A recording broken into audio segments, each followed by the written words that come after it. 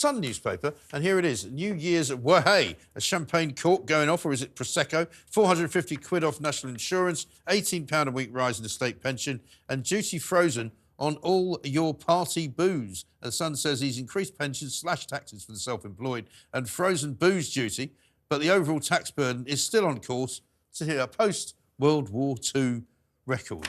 Well, I mean, I don't know about you, but I think we've still got some way to go before we can actually raise a toast. But now, let's talk about it, because Jeremy Hunt has announced an alcohol duty freeze until August the 1st next year in a boost to the British pubs. The Chancellor of the Exchequer revealed the government would continue to help the UK alcohol industry and pub trade by holding the levy for another 8 months. It comes after ferocious lobbying from the drinks and hospitality industries, who say firms are struggling as consumers tighten their belts. Joining me now to discuss this is nightclub owner in Glasgow, good friend of the show, Donald MacLeod, and the CEO as well of Nighttime Industries Association, Michael Kill. Very good evening to both of you. Donald. Good evening. Cameron MacLeod of the Clan MacLeod. I thought you might have a little drink there, but very nice to see you. Now, you guys both run businesses that revolve around how much you can charge people and how many people are going to come out for the night and stay out for as long as you want them to. How was it for you, Donald, first of all? It was a glass half empty, mate. Actually, you know, it's like sticking plaster in a gaping wound, you know. Yeah. The freeze of duty really will just get swallowed up by all the other costs. I mean, rises in, you know, energy costs, rising staff and supply costs, so that gets swallowed up. But honestly, what an own goal we miss here. You know, why did they not reduce VAT? I mean, we've been screaming right the length and breadth of the UK, please bring VAT down. We're the highest, I think, in Europe, but Belgium 6%, Sweden 10%, Spain 12%, Greece, even we're higher than Greece, 13%. We are sitting there at 20%. If they reduce that, then it would, you know, that keeping the VAT at that level neuters growth, it neuters investments, it stifles spending. You know, it just. Why didn't he just open up the economy? And one way to do that, in my view, is to reduce the VAT and bring it down to about 12% or something. Yeah, I guess so. Because, Michael, I mean, I guess the price of everything's gone up already since the last time the Chancellor tinkered with the taxes and everything else. So, I mean, what are you seeing in terms of your footfall and numbers of people going out and about and spending money? Well, the industry as a whole, I mean, has experienced about a 40% increase in operating costs, but we're seeing about a 15 to 20% downturn in footfall and trade because people haven't got that disposable income. Now, while we appreciate on paper the NI and self-employed provisions that have been put forward, which we hope will start to sort of support people going out and potentially enjoying nights out, particularly over the Christmas period, I think there's a little bit of a false economy here in many respects, because people are still very aware that inflation is extremely high. The cost of living in, you know, whether you're a member of the public or whether you're a business, is extremely high. So you can't afford, you know, to go out and do the things that you want to do. So the reality is it's still very challenging. And as we heard with the national living wage, which I don't think anyone in our sector doesn't want to pay, the people are the very heart of our industry. But the reality is it comes down to businesses having to pay that. And when you look at the checks and balances position, if we're going to extend business rates, but national living wage is going to go up, then that's going to cancel each other out somewhat. So I think in many respects, as we start to delve into the detail, which is always the way with these budgets, we tend to find the checks and balances and really come up with a position that tends to feel like we've been told a lot of very positive things, but the reality is we're getting very little in return in terms of the industry. And as Donald quite rightly said, the VAT would have been a prime opportunity for us to move forward. But we're asking for transparency from the Prime Minister, because he's suggesting cuts are going to come. So let us know what your strategy is. Let's be transparent. Let's find out. And let's understand what the thresholds are, similar to the way that they did it in the pandemic. Yeah. Then we'll really understand what their strategy is moving forward. Well, I'm assuming, this to both of you, that David Cameron hasn't told him what his strategy is, and when he tells him, then he'll be able to tell everybody else. Donald, I've decided to join you. I've got a little glass of vodka here. They've allowed me to have something to share. So, Michael, feel free to slanchivar to both of you. Slanchivar. What about this national insurance thing? As an employer, Donald, is that any good to you to cut back on national insurance?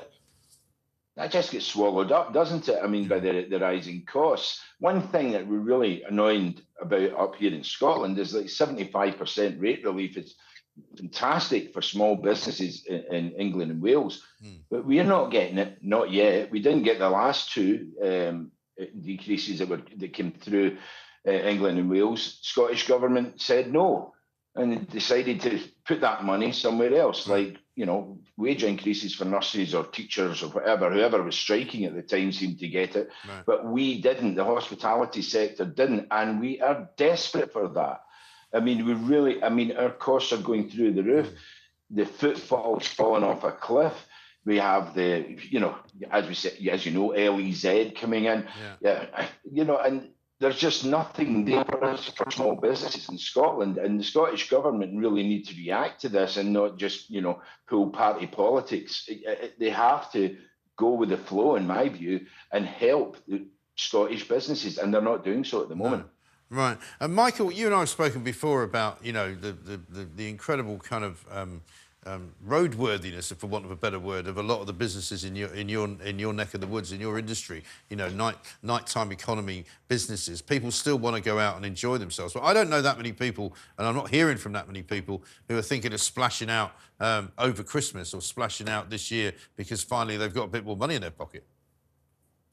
Well, Christmas has started very late for many of the businesses, which is a concern. And, we've heard from the RMT and different trade unions suggesting that they are going to continue with the industrial action, which, as we saw last year, had a huge impact on the sort of golden quarter as such. So I think we've got some challenges ahead, and I can't help but feel that the manoeuvres within the budget, the autumn statement that came out, were very much focused on moving towards the footing for a general election. You just can't come away from the fact that it feels like early next year there could be an announcement, and they're going to utilise the spring budget to steer votes. And that's the feeling sort of from many of the people within our industry. But as we speak about, the government are talking long-term strategy around inflation, costs, etc. But the industry has dipped under 100,000 licensed premises in the UK for the first time. That's 13,000 businesses gone, and jobs to go with it. So the reality of the figures don't lie. So for us, we need something robust. We need something that's going to really sort of drive growth.